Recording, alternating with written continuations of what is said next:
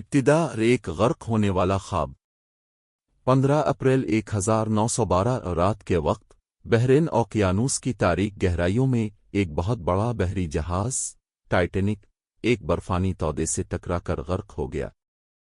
1500 سے زائد لوگ ہلاک ہو گئے اور ٹائٹینک کا ملبہ سمندر کی تہہ میں دفن ہو گیا۔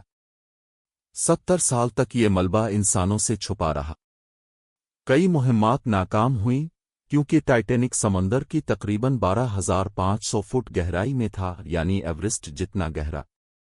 ایک خفیہ مشن ڈاکٹر رابرٹ بیلارڈ کی مہم 1985 میں امریکی ماہر سمندریات ڈاکٹر رابرٹ بیلارڈ رابرٹ بیلارڈ نے ٹائٹینک کو تلاش کرنے کا فیصلہ کیا۔ لیکن دلچسپ بات یہ ہے کہ یہ مہم دراصل ایک خفیہ امریکی فوجی مشن کا حصہ تھی۔ جی ہاں، ڈاکٹر بیلارڈ کو امریکی بحریہ نیوی نے 2 نیوکلیئر آبدوزوں USS تھریشر اور USS اسکارپین کا پتہ لگانے کے لیے بھیجا تھا، جو سرد جنگ کے دوران غائب ہو گئی تھی۔ ٹائٹینک کی تلاش صرف ایک اور اسٹوری تھی تاکہ اصل فوجی مشن چھپایا جا سکے۔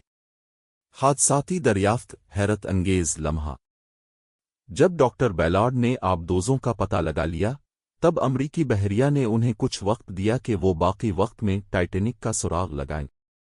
صرف 12 دن کا وقت بچا تھا۔ ڈاکٹر بیلارڈ نے ایک نئی ٹیکنالوجی استعمال کی، وارگو نامی ایک روبوٹ کیمرہ جو سمندر کی تہہ پر گھومتا اور لائیو ویڈیو بھیجتا۔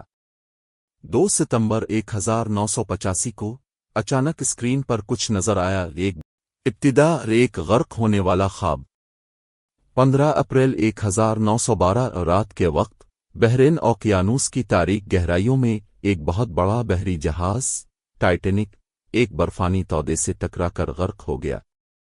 1500 سے زائد لوگ ہلاک ہو گئے اور ٹائٹینک کا ملبہ سمندر کی تہہ میں دفن ہو گیا۔ 70 سال تک یہ ملبہ انسانوں سے چھپا رہا۔ کئی مہمات ناکام ہوئیں کیونکہ ٹائٹینک سمندر کی تقریباً 12,500 فٹ گہرائی میں تھا، یعنی ایورسٹ جتنا گہرا۔ ایک خفیہ مشن ڈاکٹر رابرٹ بیلارڈ کی مہم 1985 میں امریکی ماہر سمندریات ڈاکٹر رابرٹ بیلارڈ رابرٹ بیلارڈ نے ٹائٹینک کو تلاش کرنے کا فیصلہ کیا۔ لیکن دلچسپ بات یہ ہے کہ یہ مہم دراصل ایک خفیہ امریکی فوجی مشن کا حصہ تھی۔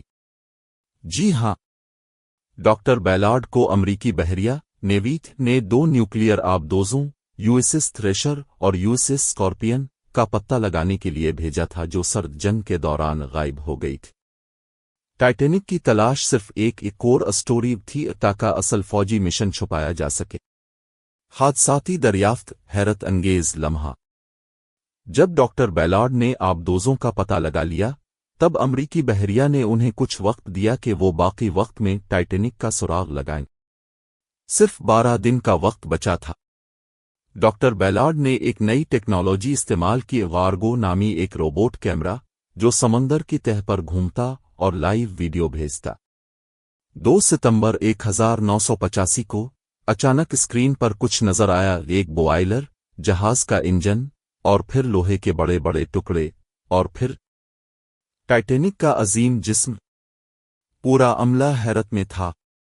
وہ 70 سال بعد انسانیت کی سب سے بڑی سمندری تباہی کی باقیات کو اپنی آنکھوں سے دیکھ رہے۔ اگر آپ کو یہ معلوماتی ویڈیو پسند آئی ہو تو لائک کریں، شیئر کریں اور ہمارے چینل میتی کو سبسکرائب کرنا نہ بھولیں۔ ایسی ہی دلچسپ اور سبق آموز ویڈیوز کے لیے ہمارے ساتھ رہیں۔ اللہ حافظ۔